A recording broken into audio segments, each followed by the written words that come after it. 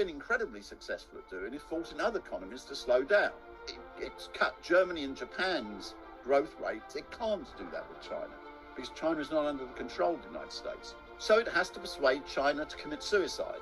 Universities, some people who think they might get very rich through the collapse of socialism in China. Well, I would characterize the present situation as the great stagnation.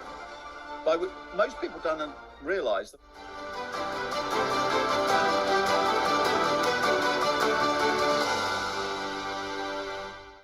Thank you very much for accepting our interview. First, we know China's GDP data of 2023 has been published, and it has met the growth target for the year. However, we can see a pervading pessimistic sentiment in both Chinese and international media. Some people claim that China's economic growth rate is about to peak, and in the coming years, it will experience a significant slowdown, leading to a widening gap between the two economies, I mean China and the US. What are your thoughts on this viewpoint? Do you believe that China can successfully overcome the so-called middle-income trap and achieve its long-term goal by 2035? Well, the first thing I've got to say is, I've been writing about China's economy for more than 30 years, and I have never seen so much systematic lying and falsification as is appearing in the US media at the present time. It's on the economic situation. If we take the numbers, let's start with the most immediate situation, that is the numbers for 2023, okay? China's GDP came in at 5.2%. The US GDP came in at 2.5%. That means that you know immediately that China's economy is growing more than twice as fast as the US. So it's ridiculous to say that the situation in the US is great and China's bad when China's growing at more than twice as fast. But also the US doesn't even domestically report its numbers accurately. This is so conscious. I am absolutely convinced, because it appears so simultaneously in American media, that there is an involvement by the US intelligence agencies to put out false information on this. I mean, a small example. The Wall Street Journal, on the day the US media GDP was published, claimed that the US GDP last year grew by 3.1%, whereas the US Bureau of Economic Analysis, which is the statistical agency, perfectly accurately reported that the US economy grew by 2.5%. Right? How come the Wall Street Journal puts out a false number? You don't even have to do a calculation.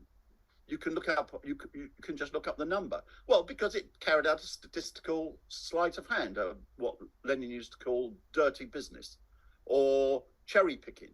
What it did was it took the number between the fourth quarter of 2022 and the fourth quarter of 2023. That's true. The difference was 3.1%.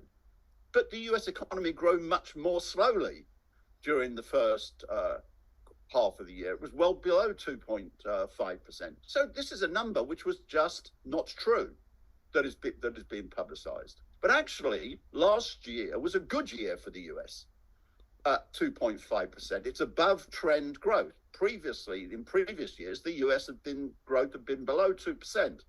Why? Because, of course, the US goes through business cycles. So this was an up year in the business cycle. If you take a long-term average, let's say 12 years, the US average growth rate is 2.3%. If you take 20-year average, the average growth rate is 2.1%. In other words, the US is growing marginally above 2%. If we take the last 4 years since the beginning of the pandemic, China's economy grew by slightly over 20%, and the US economy grew by slightly over 8%. That is, China's economy was growing 2.5 times as fast as the US economy. It is absolutely absurd to say that there is a big problem in China and the US is doing very well. Now, why some people in the China wish to report such fake news, such as that China's economy is stagnant, the US economy is booming, China's losing ground to its peers. These are the types of headlines which appear in. Okay, well, you have to ask the people in China, why are they repeating things which are not even normal distortions, but simply fake news? I could give you some examples about that, but let's leave that for another side. China's goal, the latest 5-year plan, is to double its per capita GDP, or its GDP, between 2020 and 2035. As China's population will probably very slightly shrink in that period of time, that means that actually hitting the GDP target will be enough to get the GDP per capita target. Okay. To do that, China has to grow at 4.7% a year between 2020 and 2035. So far, in the last 3 years, it's slightly above that. It's been slightly above 5%. If you take the total growth from 2020, if China was growing at 4.7% a year, it would have to grow at slightly over 14% after the first 3 years. Actually, China's grown a bit above 15%. So it's ahead of target. The result of which is, therefore, the annual average GDP growth between 2023 and 2035 no longer has to be 4.7%, it has to be 4.6%. So China is exceeding its target. That's normal, because ever since the reform and opening up, China has always, sometimes it fails on a very short-term target, but it has always been above on its medium and long-term targets. So there's no indication that that China's economy is slowing down. And if you look at the consequences of that, the US, if you continue, the US continues to grow at 2.3%, which is what it's been doing for the last 12 years. It'll grow by 41% by 2035, and China will grow by 100% between 2020 and 2035. Well, that will easily make China a high-income economy. It's less than $1,000 per year per capita away from the threshold for a high-income economy. So it'll hit a World Bank standard for high-income economy well before that. And by 2035, that will make China by far the world's largest economy. And these are the facts about the situation. And incidentally, by making a comparison to the West with the US, I'm making the most favorable case. The situation for most Western economies is extremely bad. If we take the last 4 years, Japan's economy during the whole period has grown by 1.1%. That's not 1.1% a year. That's 1.1% in 4 years. Germany's economy has grown by 0.7% in 4 years. Again, not annual, total over that whole period. So the situation is that the situation in the global North economies, so-called the advanced G7, is very bad. And China's growing 2.5 times as fast as the US. And therefore, all this stuff that has been put out is absolutely ridiculous. I'm used to falsifications in the US media, having been covering this for a very long time. I have never seen so many systematic falsifications appear in the US media. In many cases, you don't even have to do a calculation. You can just go and look at a website. You find out the number. In a few cases, you have to do a calculation. Anybody who's studied economics for about 6 weeks should be able to do. And it's a combination of US propaganda and rather disgraceful activity being carried out by some sections of the Chinese media. China is so far well on its road. It's hitting the targets. I don't want to say about that there's no problems. There are some problems. The biggest problem is lack of profitability. There's some problems on share prices, lack of private investment, etc. But they've got to put them in that relative situation compared to other economies. In your previous articles, you have mentioned that China should implement the appropriate policies to avoid economic suicide. What does this suicide refer to? In your opinion, what is the real solution to China's real economic problems? Well, economic suicide would mean to abandon the policies. What does it mean? It means that China's economy, let's call it growing around 5%, because if it grows at 5%, that's fine to hit the targets by the period that by 2035, right? Okay. What it means is that China would adopt policies which slow it down to the rate of growth of a Western economy, because China is far outperforming the Western economies. Some people in China want to say that China should adopt the macroeconomic structure of a Western economy. That is, in particular, it should radically reduce the share of investment and should greatly increase the share of consumption. Well, of course, if China adopts the macroeconomic structure of a Western economy, then China will slow down to the rate of growth for a Western economy, which is the median rate of growth for a high-income economy is 1.9% a year. Well, that would be to commit economic suicide. That is, China slows its economy from 5% a year to 1.9% a year, or slightly over 2% in the case of the US. Well, that would mean, of course, that China would never catch up with the West, because if China grows at the same speed as the West, it will always stay exactly the same distance behind the West. It means that China may not become a high-income economy, and China certainly won't hit its goals for 2035, because they, as I said, rely now upon 4.6% a year growth being maintained between 2023 and 2035. What would it mean practically? The US has got a lot of experience in slowing down competitor economies. In fact, the US the US economy is not speeding up its economy. The US economy is slowing down very drastically. If we go back to the 1960s, the US economy was growing at about 5% a year. Now it's growing at 2.1% a year if you take 20-year average. So the US economy has growth rate has fallen by more than a half during that period. So the US is not succeeding in competition by itself speeding up. What it's been incredibly successful at doing is forcing other economies to slow down. It's cut Germany and Japan's growth rate, which if you go back to the 1950s was 9% a year. It's reduced the growth rate of Japan's economy to around 1% a year, and Germany's to below 1% a year. It's very, very good, it forced them fundamentally to reduce their rate of investment. The level of investment in Japan fell from over 30% of GDP down to about 20% of GDP, and its economy decelerated. So the US wants to persuade China to radically cut the level of investment in its economy, because then it knows that its economy will slow down greatly, and the US will maintain its lead in its normal way, not by speeding up its own economy, but by slowing down its competitors. The problem that the US faces is that it, with Japan and Germany, it militarily controls them. They're reliant upon the US for military defense. So it could basically order them to carry out pro-US policies. It can't do that with China, because China is not under the control of the United States. Therefore, it has, the analogy I use, the US murdered Japan and Germany. It can't murder China, so it has to persuade China to commit suicide.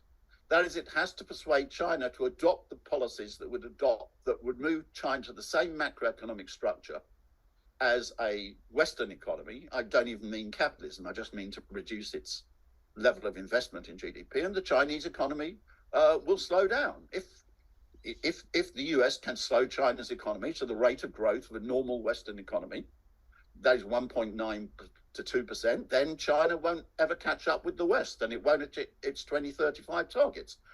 That's the case. That is why the US spends enormous amounts of money trying to persuade various forces in China, universities, some people who think they might get very rich through the collapse of socialism in China, to get China to adopt the wrong economic policies. If you put it in a simple way, it is to try to get China to move towards a Western macroeconomic structure with a very high level of consumption, a low level of investment, and in that case, China's economy will slow down.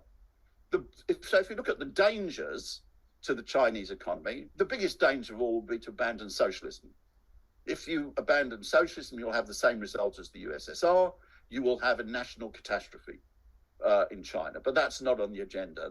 Even the West doesn't believe it can achieve that at the present time. What it instead wants to do is to try to persuade China to adopt economic policies which slow China's economy right down. So that's what committing economic suicide would mean. It can't force China to do it, so it has to attempt to persuade it to do it. My final question is, what do you think the general trend of the world economy will be in the next 5 years? Will it be a boom or a bust? What is the key to restoring a virtuous cycle? Well, I don't actually think it'll be either a boom or a bust. I think it will be a stagnation. I think the best characterization of the present situation, if people want to use the word great, because they want to make a comparison to the Great Depression, well, I would characterize the present situation as the great stagnation. But most people don't realize that actually since the 2008 international financial crisis, world growth is actually much slower than after 1929. it's true that in the 1930s, the US economy grew very slowly, but Japan's economy and Germany grew fast. And after 1939, the US economy also began to grow very fast. What the actual growth now is slower than it was in after 1929. And I don't see any reason there should be a great collapse, because the real reason that the situation in the 1930s became uncontrollable and produced the Great Depression was the world economy splintered. I don't think there's that. There is some, people talk about an erosion of globalization, there is by the US, but that's completely different to a disintegration of the world economy to the 1930s. So I don't see any reason there should be a great slump. I don't see, however, any reason why there should be a speed up, because in order to speed up things, you would have to greatly increase the rate of investment in the US and the other major economies. The thing which is most closely correlated with the US GDP growth rate is net investment. That is the total level of investment minus the depreciation which takes place in a year. This is very low. It's the lowest since the 1930s. And there's no way in the present time the US is going to increase this without a total radical change in its economy, which is not taking place. So therefore, my perspective over the next years would be internationally, would be what I'd call the great stagnation. That would mean that the US economy will come in around what it's doing at the present time. I don't see any reason it should slow down greatly. Don't see any reason it should speed up greatly either. Therefore, it'll come in around 2% a year, maybe a little bit above. The European economies will come in around 1% a year, maybe a little bit above, maybe a little bit below. The task which confronts China is how to continue to grow at about, 4.6% absolutely strictly to its 2035 goals, but let's call it 5%. How to continue to grow 4.6 to 5% in a situation in which the international economy is going to be basically stagnant. That's not true in the global south. Some of the global south economies will grow faster, but if you're looking at, they'll be growing around 3-4% a year, which is better. So the big challenge for China, which it can achieve, is how to maintain that rate of growth of 4.6-5% a year up to 2035 in a negative international situation. That will have to be driven by its domestic economy, and it'll primarily be determined by maintaining the present levels of investment in the economy and not going along with all these suicidal things. Sorry, just one other thing. Most immediately, the biggest problem is the situation of profitability, which has got to be turned around. People discuss consumption in China. That's not the problems. Retail sales in China grew by 7.5% last year. That's rather fast. The problem is that profits, no matter of big industrial companies, no matter how you measure them, went down. If you measure them by the total recorded profits, they went down by 8.5%. And if you measure them just using the same companies, they went down by 2.5%. Well, then it's no mystery that the share market doesn't go up. I mean, the shares prices reflect profits. If profits are going down, you wouldn't expect shares to go up. You'd expect share prices to fall, which is what they're doing. You can't turn it around just by measures for confidence. You've got to turn around the profitability situation.